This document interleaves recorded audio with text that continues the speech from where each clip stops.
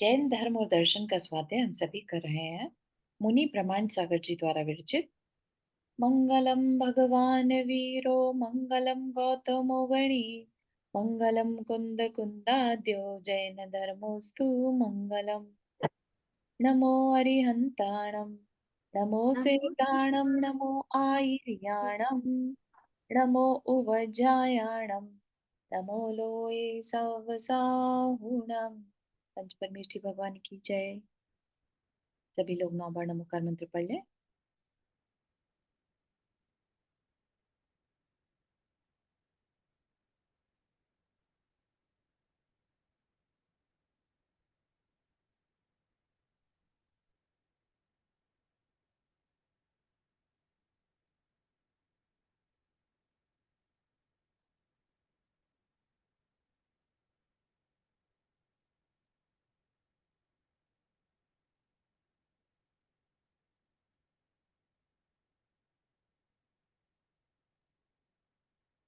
हम्म, तो हमारा जो इसमें विषय चल रहा है जैन धर्म और दर्शन के लिए, वो है सम्यक ज्ञान का। ज्ञान सबके पास है ना। एक छोटी सी चींटी में भी ज्ञान है, मक्खी मच्छर में भी ज्ञान है, और हम सब मनुष्यों में भी ज्ञान है। किसी का कम किसी का ज्यादा, ठीक है। लेकिन यहाँ पर उस ज्ञान की चर्चा नहीं की जा रही जो सबके पास है। यहाँ पर किस ज्ञान की चर्चा की जा रही है? सम्यक ज्ञान। सम्यक ज्ञान जो है वह 5 प्रकार का है। अगर हम सबके ज्ञान को इसमें इंक्लूड कर दें तो कुमति ज्ञान, कुश्रुत ज्ञान और कुअवधि ज्ञान भी ऐड करना होगा, तब वो ज्ञान के भेद आ जाएंगे। अभी हम चर्चा किसके करें? सम्यक ज्ञान। सम्यक ज्ञान की चर्चा का क्या मतलब है यहाँ पर? कि जो ज्ञान हमारे सम्यक दर्शन में कारण बन जाए, या ये कह लीजिए सम्यक दर्शन होने पर जो ज्ञान हमारे पास अभी था, है ना, कुश्रुत कुमति ज्ञान, वो कन्वर्ट हो जाता है मति और श्रुत में। ठीक। तो उसकी कैटेगरी बदल जाती है। बेसिकली जो ज्ञान हमें हमारी पहचान करा दे, ठीक है ना, क्योंकि सम्यक दर्शन जब होता है वो ज्ञान पूर्वक होता है। ठीक। तो वह ज्ञान जो हमें हमारी पहचान करा दे सम्यक ज्ञान की कैटेगरी में आता है।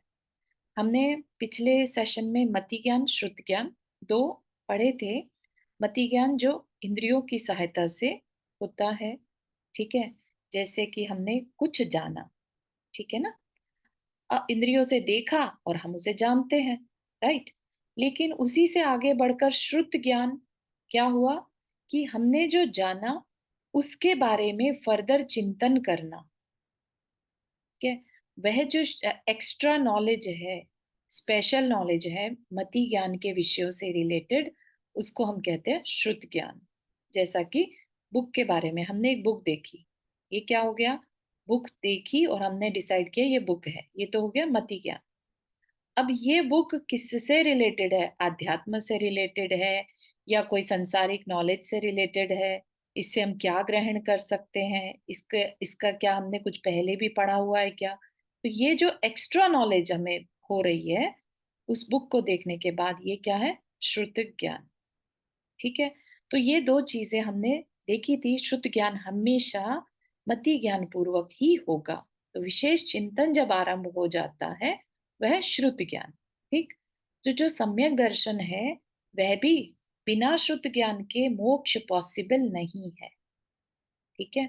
तो हम शब्दों से कितना भी शास्त्र पढ़ लें, लेकिन अगर हमने उस पर चिंतन मनन नहीं किया, है ना, चिंतन मनन ही श्रुत ज्ञान है। अगर हमने उसके भावों को नहीं पकड़ा, आचार्य क्या कहना चाहते हैं, मोक्ष क्या चीज है, सात तत्व क्या है ना, सिर्फ रट लिया उनको, उनकी परिभाषाओं को, उनकी, कि हमें तो पूरा सूत्र याद है, लेकिन अगर वो हमारे श्रुत ज्ञान का विषय नहीं बना, सात तत्व कहते किसे हैं, क्या कहना चाहते हैं, हमारे जीवन में क्या रेलेवेंस है, तो वह ज्ञान हमारे काम नहीं आ सकता। ठीक है। तो मति ज्ञान का रेलेवेंस सिर्फ श्रुत ज्ञान तक पहुंचाना है। ठीक है ना। ऐसा होता है ना, हम लोग श्रुत ज्ञान वैसे तो अपने सांसारिक जीवन में बहुत लगा लेते हैं। हमें अगर एक कोई आटा दे दिया जाए तो हम उससे क्या क्या नहीं बना सकते, एकदम से माइंड में हमारे प्लानिंग शुरू हो जाती है। ये जो प्लानिंग करते हैं ये भी श्रुत ज्ञान का विषय है। ठीक है ना।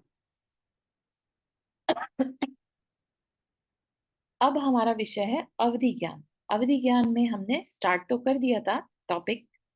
अवधि ज्ञान जो इंद्रियों और मन से ना हो, बल्कि जो है आत्मा से हो, डायरेक्ट हो, प्रत्यक्ष हो।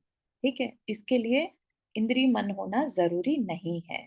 तो हमने देखा था यह दो प्रकार का होता है, भव प्रत्यय और गुण प्रत्यय। भव से मतलब जो देव और नारकी को जन्मजात होता है।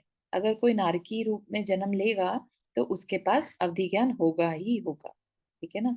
और जो देवों में जन्म लेगा उसके पास भी अवधि ज्ञान होता है। तो यह जन्मतः जो मिले वो भव प्रत्यय। लेकिन जो विशेष गुणों के कारण प्रकट हो, गुणों के कारण यानी विशुद्धि है, संयम है ना, उनके उनकी वजह से अगर जो कुछ होता है वह गुण प्रत्यय। ठीक है, और उसके लिए सम्यक दर्शन का होना भी जरूरी है। ठीक है।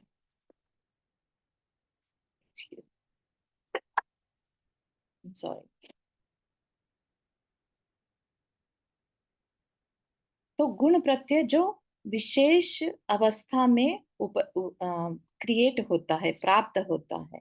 तो ये कुछ ऐसा है जो ज्ञान का ही एक भेद है।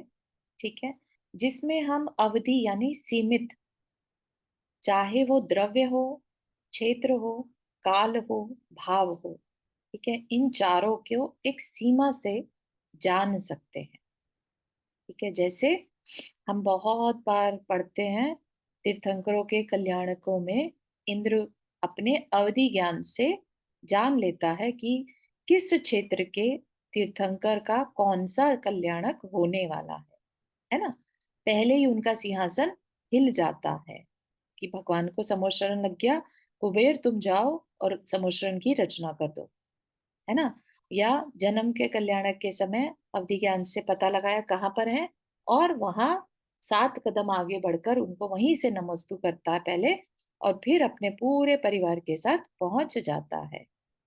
ये जो ज्ञान है, ना तो इंद्रियों से देखा उसने और ना मन से, है ना, उसके पास यह ज्ञान प्रत्यक्ष में अपनी आत्मा में प्रकट होता है।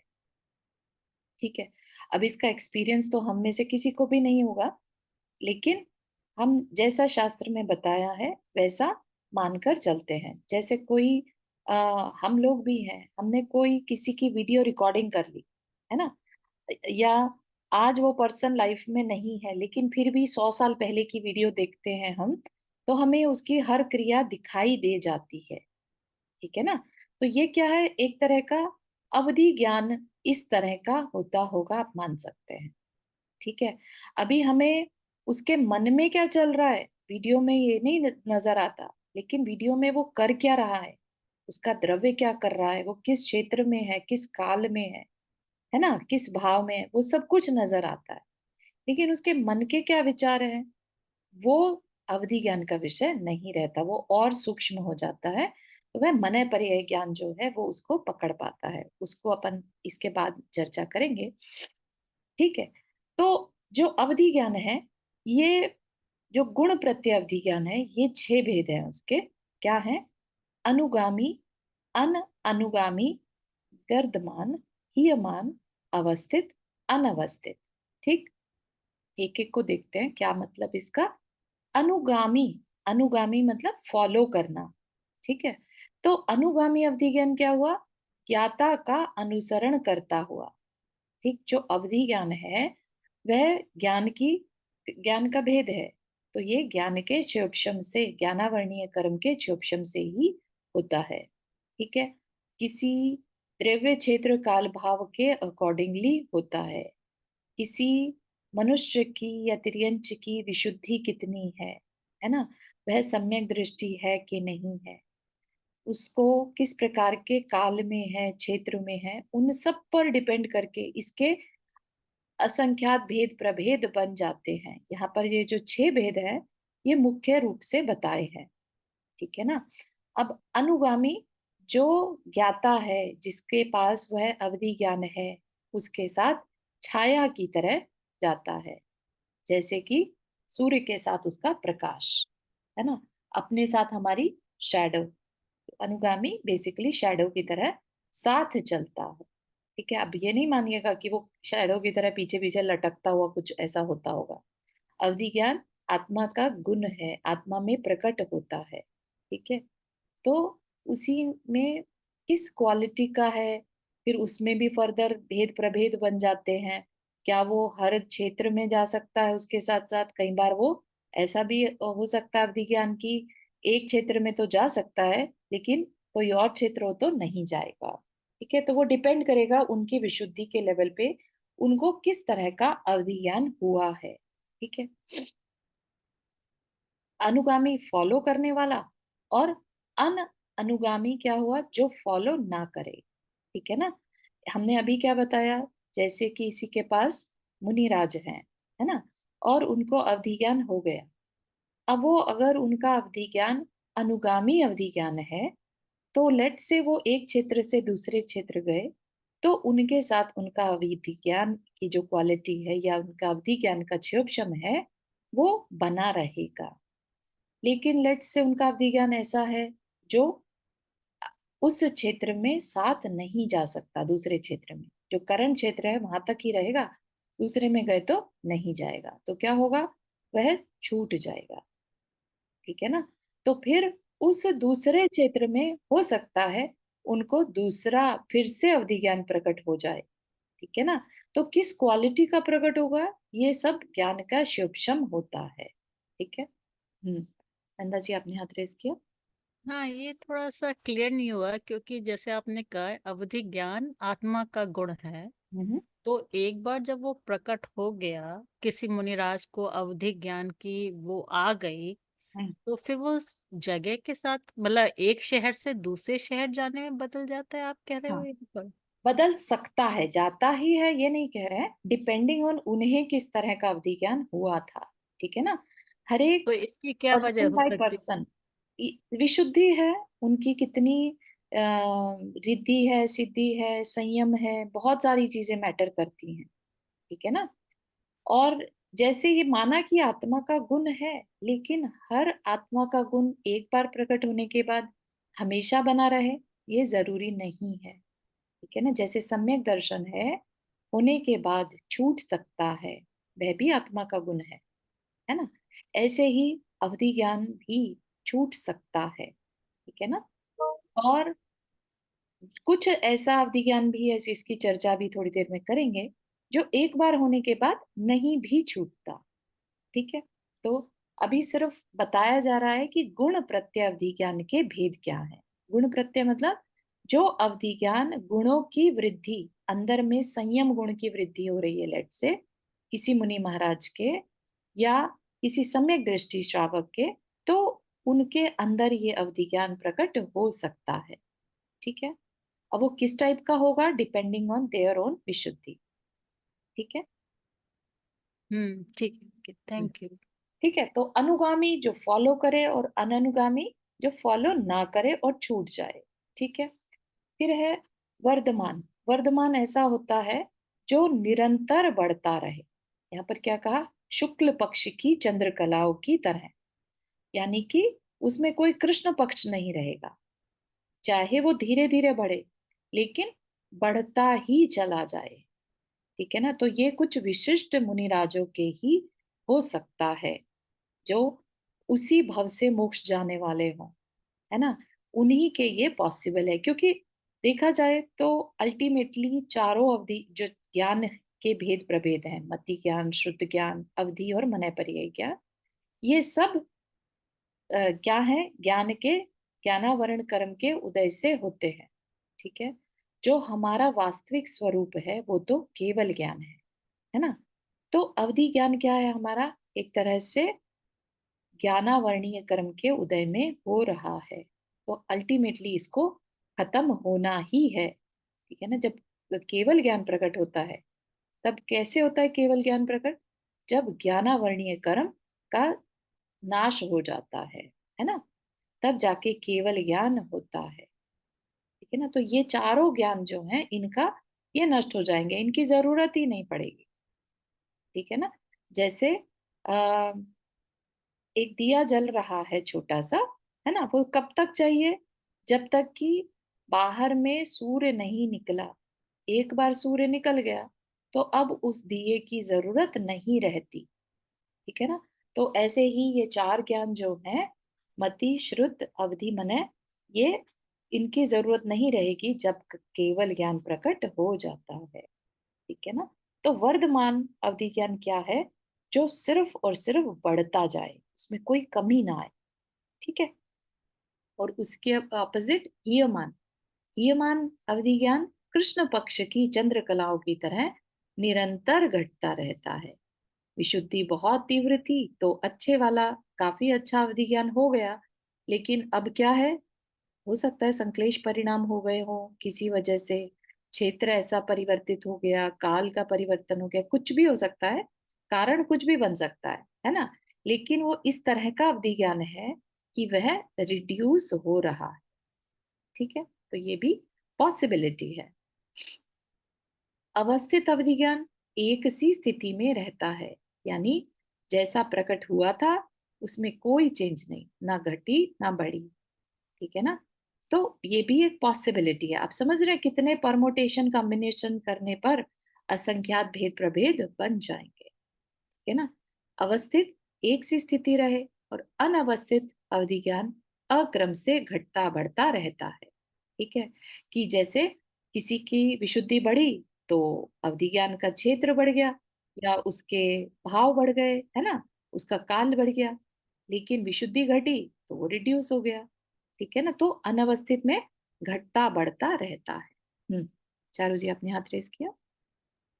जय जी, नहीं जय जी। तो अवस्थित अवधि ज्ञान जैसे जो जिनको जो मोक्षगामी होते हैं, जिस उसी भव में जाने वाले हों, उनका उनको नहीं होता होगा ना अवस्थित, क्योंकि उसमें तो बढ़ता ही होगा करेक्ट। ज्ञान। सही है। अवस्थित जो है, हाँ, ये है कि एक सी स्थिति में रहता है। तो इसमें डिपेंड कर सकता है कि अवस्थित में भी द्रव्य क्षेत्र काल भाव है ना।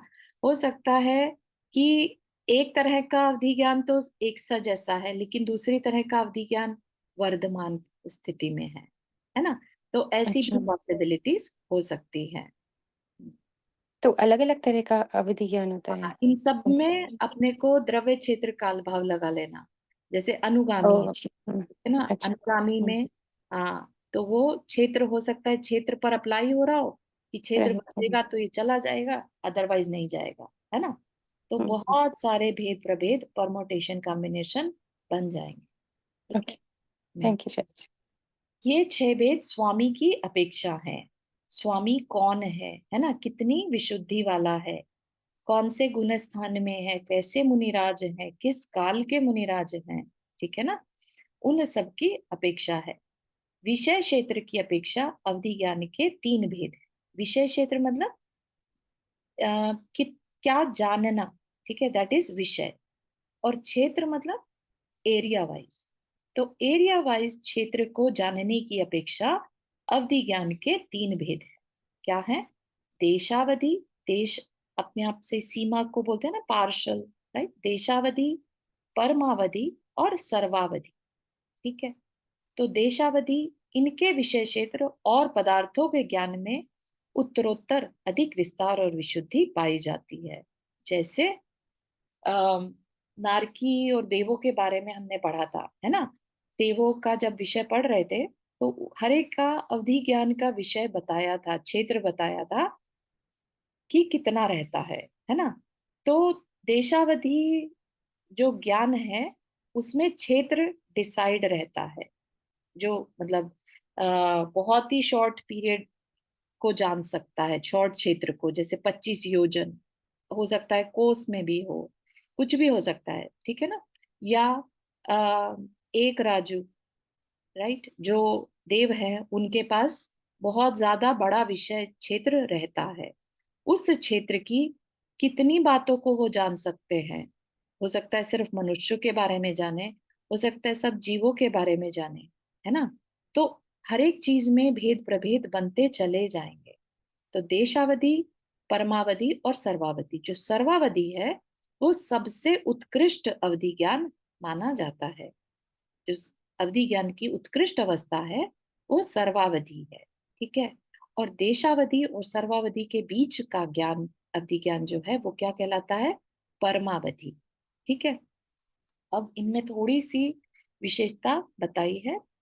क्या है कि इनका विषय क्षेत्र और पदार्थों के ज्ञान में उत्तरोत्तर मतलब आगे आगे, देशावधि से ज्यादा परमावधि और परमावधि से ज्यादा सर्वावधि, ठीक है, विस्तार और विशुद्धि पाई जाती है। विशुद्धि पाई जाती है से क्या मतलब? मतलब और बारीकी से चीजों को जान पाना, ठीक है ना।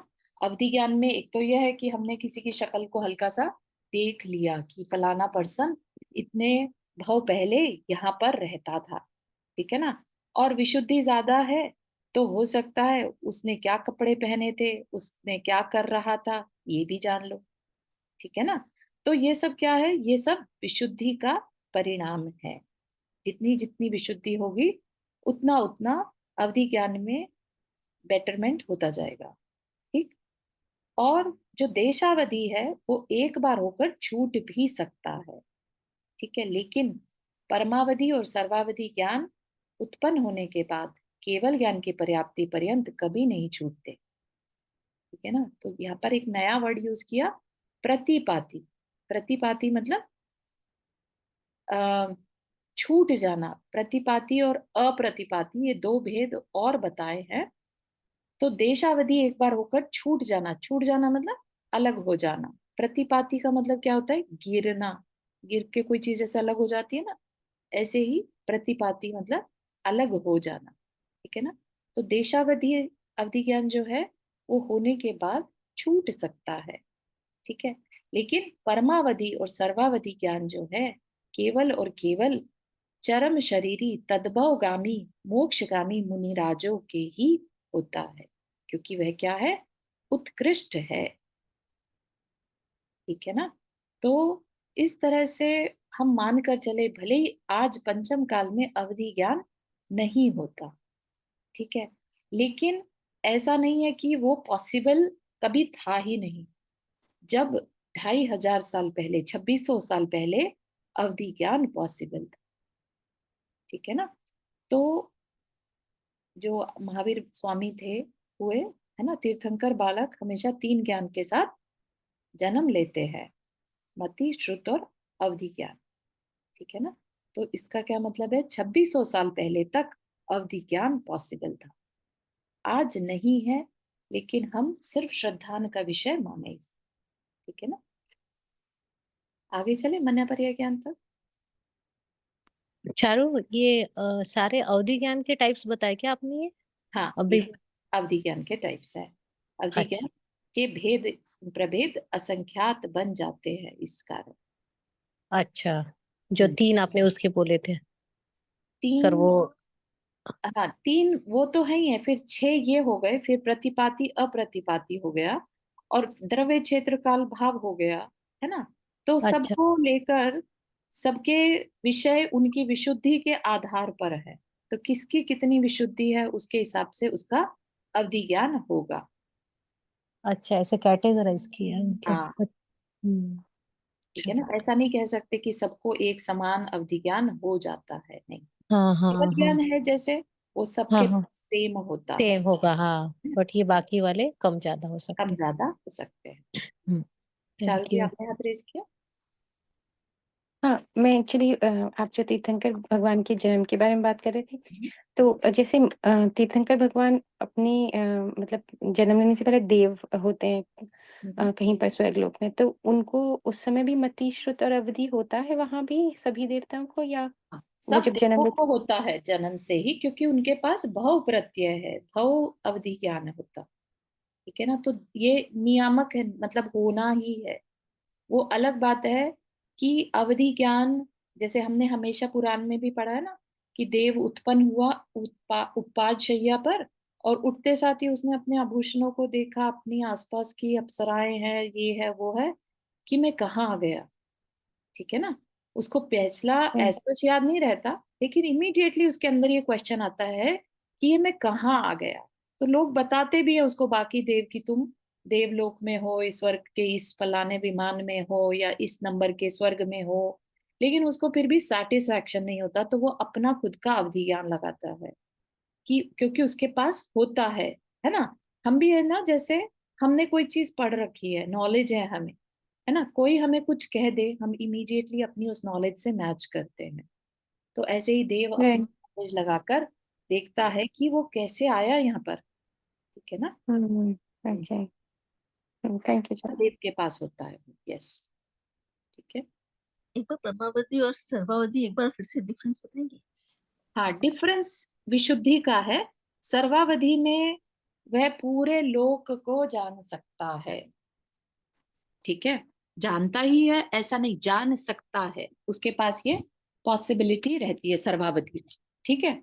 और जो देशावधि है उसमें उसके पास लिमिट है इतने क्षेत्र को जाने का या कुछ, राइट। आप सोचिए, कहाँ तो तीनों लोग को जान सकता है, राइट, और एक कहाँ उसको कुछ भवों तक जान सकता है, ठीक। तो इन दोनों के बीच में जो आता है वो परमावधि अवधि ज्ञान आता है। तो वह डिपेंड करता है परमावधि कि वो मुनिराज की रिद्धि कितनी है, उनकी विशुद्धि, उनकी तपस्या कितनी है, ठीक है। देशावधि ज्ञान किसी तिर्यंच को भी हो सकता है, सामान्य सम्यक दृष्टि साधक को भी हो सकता है, लेकिन परमावधि सर्वावधि सिर्फ और सिर्फ मनुष्य मुनिराज को ही होगा, वो भी रिद्धिधारी मुनिराज, चरम शरीरी, उसी भव से मोक्ष जाने वाले। आप सोचिए, है ना, कैसे वो मुनिराज होंगे जो उसी भव से मोक्ष जाने वाले हैं। उनको अगर परमावधि सर्वावधि ज्ञान हो गया तो क्या बड़ी बात है हाँ, ना। मतलब उसके बाद उनको पास केवल तो ज्ञान की प्राप्ति होगी, हाँ, छूटेगी नहीं मतलब। उनके पास तो सारी सिद्धियां आने वाली हैं, ठीक है ना। Thank you.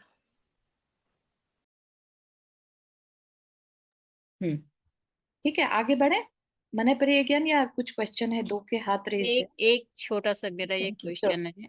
अभी आपने ये शैया वाली बात बताई कि देव जब होते हैं, जन्म होता है, तो ये क्या अभ्यंतर देवों के लिए भी होता है? क्योंकि वो लोग तो यहीं मध्यलोक में रहते हैं, तो यहाँ तो हमें कोई शैया वैया दिखाई देती नहीं। हाँ, तो सबके ऊपर अप्लाई होता है।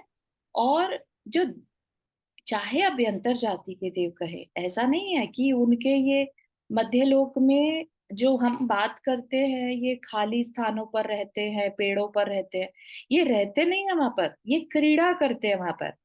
अदरवाइज इनके अपने भवन होते हैं, ठीक है। तो व्यंतर जाति के देव भी अपने भवनों में रहते हैं, ठीक है। तो जो आ, मध्यलोक में हमने बहुत सारे, मध्यलोक कोई छोटा थोड़े ना है, सिर्फ मनुष्य 2.5 द्वीप तक जा सकते बहुत हैं। सारे द्वीप हैं, तो ये हाँ, उन द्वीप में समुद्रों में बड़े बड़े वृक्ष जो होते हैं उनके ऊपर इनके भवन बने होते हैं, उनमें रहते हैं, ठीक है ना। और इधर ये तो सिर्फ क्रीड़ा के लिए आ जाते हैं, आउट ऑफ क्यूरोसिटी, ठीक है नंदा जी। तो हाँ, सबके अपने अपनी उपाध्याया होती है, इवन नारकियों की होती है उपाध्याया। वो अलग बात है कि उनकी उपाध्याया नॉट लाइक कि देवों की तरह से बहुत सॉफ्ट सा कोई बेड हो उससे उठ खड़े हुए हो, उनकी उपाध्याया बहुत पेनफुल होती है, ठीक है। आगे चले। हाँ, थैंक यू। चलो, मनः पर्याय ज्ञान, ठीक है। तो एक ज्ञान का प्रकार मनः पर्याय ज्ञान, यानी दूसरों के मनोगत अर्थ को जानने वाला ज्ञान मनः पर्याय ज्ञान है, ठीक है। यह ज्ञान मन के प्रवर्तक या उत्तेजक पुद्गल द्रव्यों को साक्षात जानने वाला है। मतलब कि मन के प्रवर्तक, मन में उठने वाले, मन में चलने वाले। अब जो मन है वह भी क्या कहा जाता है, एक तरह से पुद्गल है। मन भी क्या है, पार्टिकल्स होते हैं, मन की भी वाइब्रेशंस होती हैं, है ना। थॉट्स की भी अपनी वाइब्रेशन होती हैं, तो इसका मतलब क्या है, वह भी पुद्गल है, ठीक है ना। तो उन मन के विषयों को मन पर्याय ज्ञानी जान लेता है। जैसा मन में विचार चल रहा है वह वैसा उसके सामने वाले के मन में क्या विचार चल रहा है उसको भी जान लेता है। ना सिर्फ उस समय पर क्या विचार चल रहा है, कोई सिर्फ नहीं, उसने अगर वह पूछे या वो जानना चाहे, जो जिनके पास मनःप्रिय ज्ञान है और वो लगाना चाहे मनःप्रिय ज्ञान, तो वो ये भी जान सकते हैं कि कुछ भाव पहले उसने इस पर्याय में इस समय पर अपने मन में यह विचार किया था, जिसके कारण आज इसको यह भाव या ये पर्याय में जन्म मिला। ठीक है ना, अपन कहते हैं ना, अवधि ज्ञानी मुनिराज बता देते हैं, है ना। तो मनःप्रिय ज्ञानी मन के विचारों को पकड़ लेते हैं, है ना। तो मन की पर्यायों को जानने वाला मनःपर्याय। पर्याय क्या होती है? जो चेंजेस हो रहे हैं, थॉट्स में कंटिन्यूअसली चेंज हो रहा है, वह मनःपर्याय कहलाता है। वर्षा जी, आपने हाथ रेज किया। हाँ, मेरा एक क्वेश्चन था यहाँ पे।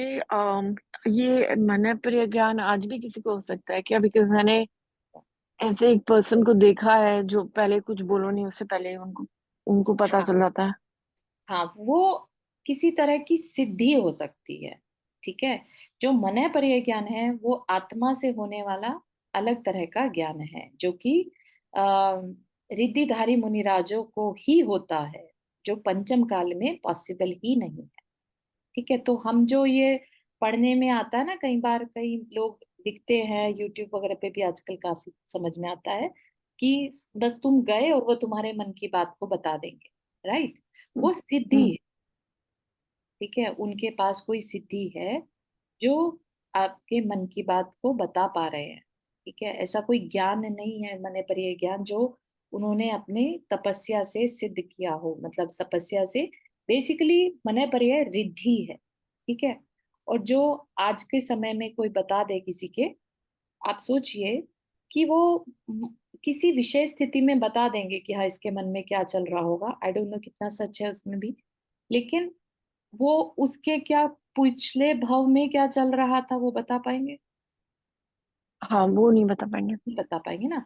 तो वो जो लिमिट है, करंट टाइम में ही वो बता पाएंगे कि तुम्हारे मन में बट सिद्धि सिद्धि का मतलब एग्जैक्ट क्या हुआ between Siddhi Siddhi and basically चमत्कारी पावर्स कहलाती हैं, जो किसी ना किसी देव द्वारा कंट्रोल्ड होती है। यू नो, ओके ओके, किसी गॉट देव ने इट। प्रसन्न होकर तुम्हें कोई विद्या दे दी, यू नो, दैट इज अच्छा, तो कॉल्ड मतलब सिद्धि। वो पॉसिबल होता है वो सब? हाँ, ओके। वो होता है। लेकिन मनःप्रिय ज्ञान क्या है? अपनी तपस्या से अपने अंदर प्रकट की हुई रिद्धि, जो तपस्या से प्रकट हो, वो रिद्धि जो हम 64 रिद्धियों का पढ़ते हैं ना पूजा में। हम्म। सबसे पहले स्टार्ट करते हैं जब, तब 64 रिद्धियों के बारे में पढ़ते हैं। तो मनःप्रिय ज्ञान और अवधि ज्ञान ये रिद्धियां हैं जो गॉट। संयम से तपस्वी जो मुनिराज हैं उनको प्रकट होती हैं। ठीक है। Okay okay, thank you so much. Sure. तो हम मनःप्रिय के बारे में पढ़ रहे हैं। मनःप्रिय ज्ञान के दो भेद हैं, ऋजुमति, विपुलमति। ऋजुमति में क्या होगा? सामान्य से मन वचन काय से विचार किए गए पदार्थ को जानता है। सामान्य से कि इसके उस समय पर फलाने टाइम पर इस भाव में ये विचार चल रहे थे। ठीक है। पर विपुल मति मनःप्रिय ज्ञान सरल और कुटिल दोनों तरह से विचार किए गए पदार्थों को जानता है। जैसे किसी के मन में क्लियरली तो जो विचार चल रहा है, लेकिन कई बार अंदर की कुटिलता इतनी ज्यादा होती है कि उसके भाव कुछ होते हैं और विचार कुछ आ रहा होता है। ठीक है। तो जो विपुल मति है वो उनके कुटिल विचारों को भी जान लेता है, which is very very hard. ठीक है। एक क्वेश्चन पूछते थे। जी जी वर्षा जी। जी, जय जिनेन्द्र। मैं ये बोल रही थी, आपने जो बोला किसी किसी को किसी के मन में क्या चल रहा है पता लगता है, तो साइकोलॉजी क्या है? फिर इसके साथ कनेक्ट कर सकते हैं या नहीं? नहीं समझ में आपका क्वेश्चन, एक बार फिर से बताइए। जी, मैं बोल रही हूँ, आपने बताया था ना अभी कि किसी के मन में क्या चल रहा है वो पता लग जाता है, लेकिन अगले भाव का पता नहीं लगता है। तो ये तो करंट भाव का जो पता लगता है वो तो साइकोलॉजी जो पढ़ते हैं उसको भी लग जाता है, राइट? तो इससे कोई कनेक्शन है हाँ अवधि ज्ञान देखो, से? नहीं, अवधि ज्ञान तो पंचम काल में पॉसिबल ही नहीं है। तो इनसे रिलेटेड नहीं है ये, है ना। सिद्धि है, सिद्धि वर्ड जो है वो देवों द्वारा कोई क्वालिटी या कोई चमत्कारी चीज जैसे विद्या दे दी जाती है, दैट इज सिद्धि। ठीक है, उसकी बहुत लिमिटेशंस होती हैं, क्योंकि जो देने वाला है उसकी खुद की लिमिटेशन है। ठीक है ना। तो वो पॉसिबल है कि हाँ वो इस भाव में कुछ भी है थोड़ा बहुत कर सकते हैं। ठीक है, किसी ने जैसे कहते हैं ना मंत्र सिद्धि कर ली, ठीक है, किसी की वाक सिद्धि हो जाती है, जो मुंह से बोलते हैं वह हो जाता है। ठीक है ना, तो उस चीज को क्या कहते हैं, सिद्ध कर लेना। ठीक है, जी तो उस मंत्र को, तो मंत्र का जो देव होता है, हर मंत्र का एक देव होता है, वो सिद्ध हाँ, कर लिया जाता है, फिर आप जो कहेंगे वैसा वह कह देगा। ठीक है, वो आपने तो किसी पहले को, होता था, अभी तो नहीं होता है, लेकिन अभी साइकोलॉजी जो पढ़ते हैं वो बताते हैं कि हाँ सामने अभी वाले के मन में पॉसिबल क्या है, चल एक्चुअली मंत्र सिद्ध करना तो अभी भी पॉसिबल है, है। बहुत। अच्छा, हाँ, हाँ, वो पॉसिबल है, रिद्धि हासिल करना पॉसिबल नहीं है। रिद्धि नहीं के है। लिए अच्छा, शरीर में वैसा सहनन और उस तरह की उत्कृष्ट तपस्या जरूरी है, हाँ, जो बैठना पंचम मुश्किल काल है में उतने देर। पॉसिबल नहीं। नहीं है। ओके, ठीक है ना। Thank you. हम्म। जय जी। तो बात समझ में आई। ऋजुमती में तो सिंपल जो मन में सोचा वो बता दिया, लेकिन विपुलमती ऐसा सोचने का मन बनाया था, ये भी उनके जानकारी में आ जाए। ठीक है ना, तो बहुत ज्यादा सूक्ष्म जिसे कहते हैं, उतना सूक्ष्म चला जाता है। ऋजुमती की अपेक्षा विपुलमती अधिक विशुद्ध होता है। ऋजुमती एक बार होकर छूट भी सकता है, किंतु विपुलमती ज्ञान केवल ज्ञान की पर्याप्ति पर्यंत बना रहता है। यानी चरम शरीरी मुनिराज के जो उसी भव से मोक्ष जाने वाले हैं, उनके ही विपुलमती होगा। ठीक है ना, इसलिए इसे अप्रतिपाती कहते हैं। अप्रतिपाती मतलब जो छूटता नहीं, नहीं है। ठीक है, दोनों प्रकार का मन पर्याय ज्ञान रिद्धिधारी मुनिराजों को ही होता है।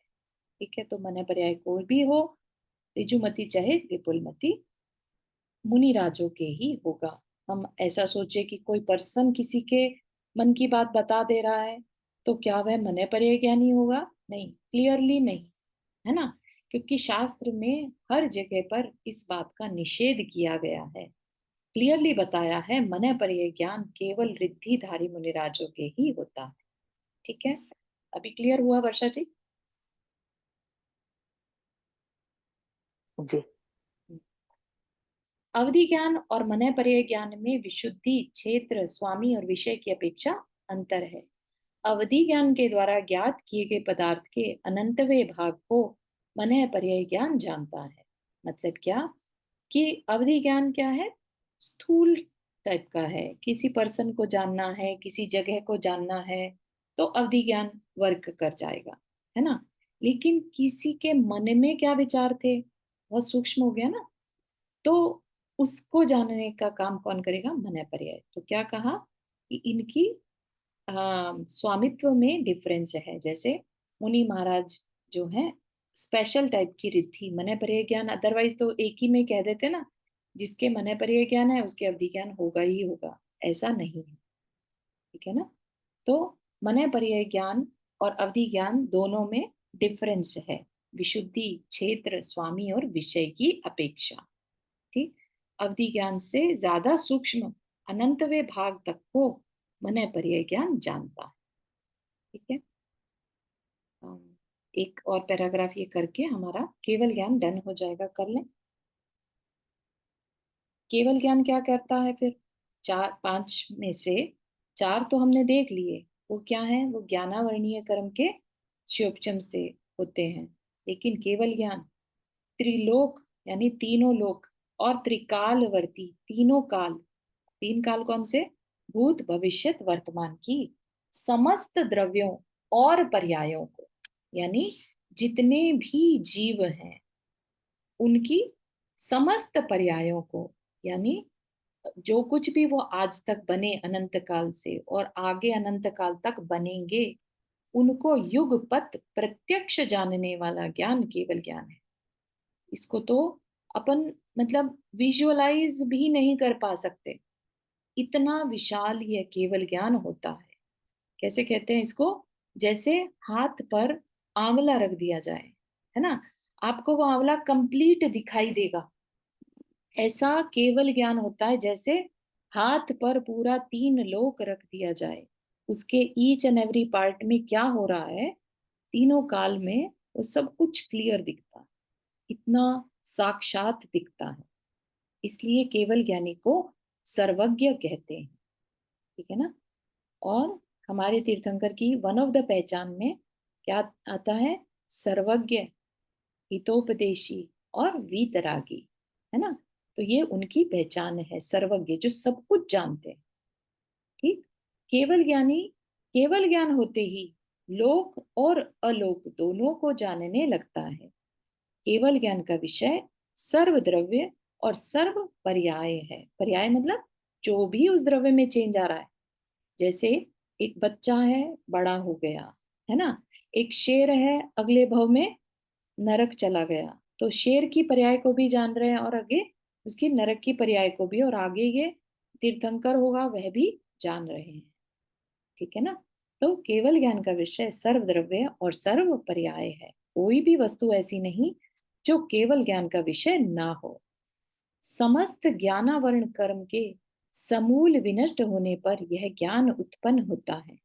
तो जो हमारा केवल ज्ञान है, हम सबके अंदर हमारी आत्मा में है, लेकिन अभी उसका कंप्लीट ढका हुआ है। किसके कारण? ज्ञानावर्णीय कर्म के कारण। हम सबका ज्ञानावर्णीय कर्म उदय में आ रखा है, चल रहा है, इसके कारण हमारा केवल ज्ञान पूर्णतः ढका हुआ है। ठीक। जिस दिन हमारा ये ज्ञानावर्णीय कर्म नष्ट होगा, हमारा केवल ज्ञान, हमारा सबके पास वो क्वालिटी है, पॉसिबिलिटी है कि हम केवल ज्ञान को प्रकट कर सके, ठीक है। माना पंचम काल में पॉसिबल नहीं है, पंचम काल में कोई भी केवली नहीं हो सकता, लेकिन इट डजंट मीन कि हम फ्यूचर में कि जो अगर समाधि मरण पूर्वक अपना शरीर छोड़ते हैं, है ना, उनके 7 या 8 भव में मोक्ष हो ही जाएगा। और मोक्ष होगा तो केवल ज्ञान तो होगा ही होगा, ठीक है ना। और केवल ज्ञान होगा तो इसका क्या मतलब है? हम अपने ज्ञानावर्णीय कर्म को पूरी तरह से नाश कर देंगे, तो हमारे अंदर भी केवल ज्ञान प्रकट हो जाएगा। कितना समय है हमारे पास? 7 या 8 भाव, अगर हम समाधि पूर्वक मरण करते हैं। समझ रहे? शॉर्टकट है ये मोक्ष पाने का या इस संसार से छूटने का, ठीक है। यह पूर्ण रूप से निरावरण और निर्मल ज्ञान है। इस ज्ञान के उत्पन्न होते ही मति, श्रुत, अवधि और मन पर्याय, ये चारों छायोपशमी ज्ञान विलीन हो जाते हैं। केवल ज्ञान आत्मा की ज्ञान शक्ति का पूर्ण विकसित रूप है, ठीक है। आत्मा का जो हम बोलते हैं ना कि आत्मा का वास्तविक स्वरूप क्या है? देखना, जानना, ठीक है। तो जो आत्मा है वो अनंत को जान सकती है एक साथ, यहाँ पर पता है ना। तो ये जो केवल ज्ञान है ये आत्मा का वास्तविक स्वरूप है, ठीक है। तो हम जब केवल ज्ञान को जानते हैं, इसीलिए कहा जाता है जो अरिहंत को जानता है वो आत्मा को जानता है। क्यों? क्योंकि केवल ज्ञानी जो तीर्थंकर हैं वो अरिहंत हैं, जिनकी हम पूजा करते हैं, है ना। और उनके केवल ज्ञान को समझ लिया तो हम अपने आप को भी जान लेंगे, ठीक है ना। तो इस अपेक्षा से कह देते हैं जो अरिहंत को जानता है वो अपने आप को भी जानता है, ठीक है ना। तो ये नॉलेज जो हमने अभी हासिल करी, सम्यक ज्ञान के भेद प्रभेद, तो ये वेस्ट नहीं है, इसको थोड़ा चिंतन करिएगा कि हमें इसका क्या लाभ है जानने का। क्यों जान रहे हैं हम ये कि केवल ज्ञान होता है, कुछ अवधि ज्ञान होता है, मन पर्याय ज्ञान, ऐसा कुछ होता है ना। भले ही आज हम एक्सपीरियंस नहीं कर सकते, लेकिन हम उसके बारे में सोच तो सकते हैं कि ऐसी पॉसिबिलिटी है। उससे हमें और कुछ नहीं होगा तो हमें हमारे जो अम, बहुमान है आचार्यों की नॉलेज के ऊपर, वो इंक्रीज होगा, है ना। हमें मोक्ष पर श्रद्धान होगा, ठीक है ना। तो इससे क्या होता है? जब हम चिंतन करते हैं तो क्या होता है? हमारे अंदर विशुद्धि बढ़ती है, हमारे उतनी देर के लिए जितनी देर हम चिंतन करते हैं, ठीक है ना। जब भी हमने कुछ स्वाध्याय किया, बात समझी, चाहे हमें ना भी समझ में आई हो, हम क्वेश्चन अंदर में रेज कर रहे हैं मन ही मन में, ऐसा सुना था, ये तो समझ में नहीं आया, ऐसे कैसे हो सकता है, ये जो भी कुछ चिंतन करें, आप सोचिए उतनी देर के लिए आप संसार के जो हम पाप कर्म बांध सकते थे उससे बच गए, ठीक है ना। इसको क्या कहा? धर्म ध्यान कहा। धर्म ध्यान से पुण्य भी होता है और पाप का संवर भी होता है, ठीक है। तो इसलिए जितना हो सके दिन भर में हमें ये सब चिंतन करते रहना चाहिए, भले ही कुछ भी समझ में नहीं आया हो, लेकिन कुछ शब्द ही जो है कि आज ये नया शब्द सीखा, है ना। आज हमने जाना कि अनुगामी या इतने सारे भेद प्रभेद होते हैं अवधि ज्ञान के, कुछ भी नॉलेज याद रह जाए उसको मन में रिपीट कर सकते हैं, वो जो नॉलेज है वो पक्की भी होगी, है ना। और अगर कोई डाउट है तो आप पूछ भी सकते हैं अगली बार, तो उससे क्या है, विषय क्लियर भी हो जाएगा और साथ ही साथ पुण्य भी बंधता है ना। ये पुण्य हमने क्योंकि अपने समय का सदुपयोग किया, तो ये पुण्य जो बंधता है इसको सातिशय पुण्य कहते हैं, ठीक है ना। हमने जब अपने पुण्य से समय मिला, फ्री टाइम मिला, उसमें हमने उस फ्री टाइम में अच्छी बातें पे ध्यान लगाने का मन बनाया, तो इसको क्या कहते हैं? पुण्य से पुण्य का बंध करना, यानी सातिशय पुण्य। और फिर ये पुण्य जैसे हमने मन बना लिया समाधि मरण करने का, है ना, उसके लिए बहुत पुण्य चाहिए। तब ये सब इस तरह का पुण्य जो हम कलेक्ट करते हैं, वो पुण्य फिर हमारे उस गोल को, समाधि मरण के गोल को पूरा करता है, ठीक है ना। तो आई एम श्योर कि सभी इस चीज पर ध्यान देंगे और अपने लाइफ में थोड़ा थोड़ा चेंजेस लाकर और स्वाध्याय से अपने ज्ञान को और अच्छे विचारों को और अच्छा बनाएंगे, ठीक है। यहीं तक रखते हैं। किसी को कुछ क्वेश्चन आज के विषय से रिलेटेड? हाँ चारू जी, आपने हाथ रेज किया। हाँ, मतलब ये मेरे मन में से थॉट आ रही है कि जैसे अभी तो हम लोगों को जो थॉट्स, मतलब ये जो थॉट्स आती है, कुछ डाउट होता है तो आती है, या कोई क्वेश्चन होता है तो आती है, राइट? या हम कुछ अंडरस्टैंड करने के लिए थोड़ा और डीप अंडरस्टैंड करने की कोशिश कर रहे होते तो आती है। तो मतलब भगवान को तो जब पूरा केवल ज्ञान हो गया है तो उनको मतलब अ, कोई थिंकिंग की जरूरत ही नहीं पड़ती होगी, हाँ मतलब बिल्कुल इस सही, टाइप के अप एंड डाउन ऑफ विचार बिल्कुल होते ही नहीं होंगे। क्योंकि राग द्वेष नहीं है ना। राग राइट। नहीं है, इंद्रियां जो है उनको तो उपदेश देने का भी विचार नहीं आता, है ना। उनके सर्वांग से अपने आप दिव्य ध्वनि घिरने लगती है। उनको ये विचार नहीं आता कि मैं अब ये लोग आ गए, अब मैं हुँ। शुरू कर दूं उपदेश ना। अपना विहार भी करने का विचार नहीं आता। समय के अकॉर्डिंगली काल लब्धि से वो अपने आप चल पड़ते हैं, ठीक है ना। सामने वाले के पुण्य के अकॉर्डिंगली अपने आप उनकी दिव्य ध्वनि खिर जाती है, इसीलिए मुख्य श्रोता का होना जरूरी होता है, तो वो अपने आप होता है। तो ये जो हम जैसे आपने भी बोला कि अपने आप चल देते हैं, तो हम्म। वो मतलब उसका क्या मतलब है कि वो जो उनके कर्म जो बचे होते हैं उनकी वजह से, या सामने वाले के पुण्य की वजह से उन्होंने तो अपना जो ओके। किया है, यस, उन्होंने जो कर्म अभी बचे हैं वो तो पूरा करना ही है ना। हुँ।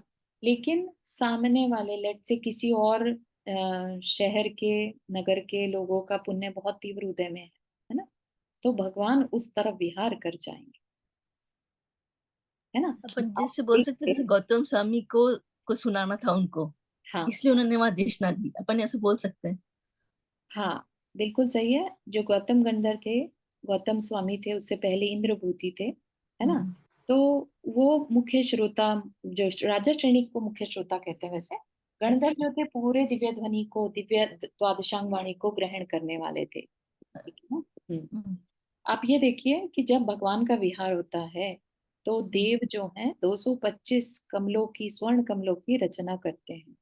तो वो जो स्वर्ण कमल की रचना है ना, वो चारों दिशाओं में करते हैं, बल्कि 10 दिशाओं में करते हैं, क्योंकि भगवान किसी भी दिशा में जा सकते हैं।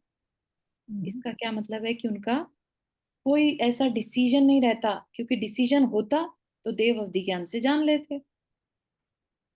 ठीक है ना? ये तो बात मैं बहुत सोच चुकी हूँ कई बार कि ऐसा क्यों नहीं हो पाता। ये आपने अच्छा बताया कि उनको वैसे वो होते ही नहीं है तो है ना, रहते। क्योंकि वो विचार में नहीं है। विचार तो पढ़ने में आ जाएगा, लेकिन वो विचार ही नहीं है, इसलिए देव जो है वो चारों सारी दिशाओं में 225 कमलों की रचना करते हैं कि भगवान किसी भी दिशा में जा सकते हैं। ठीक है ना? चलिए इतना ही रखते हैं आज के लिए। Jinvani thank you. चलो। जावानी के ज्ञान से सूझे लोकालो, सोवानी मस्तक धरो सदा देत दो। ये जिनवानी भारती तो ही जपो दिन रैन, जो तेरा शरणा गए सो पावे सुख चैन। नौ पानी करना।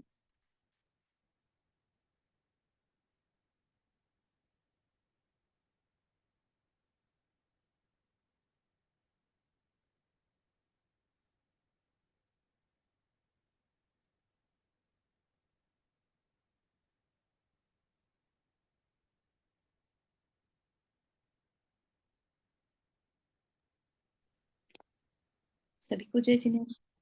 जय जय जिनेन्द्र। जिनेन्द्र। जय जिनेन्द्र। Thank you. जय जिनेन्द्र। जय जय जिनेन्द्र सबको।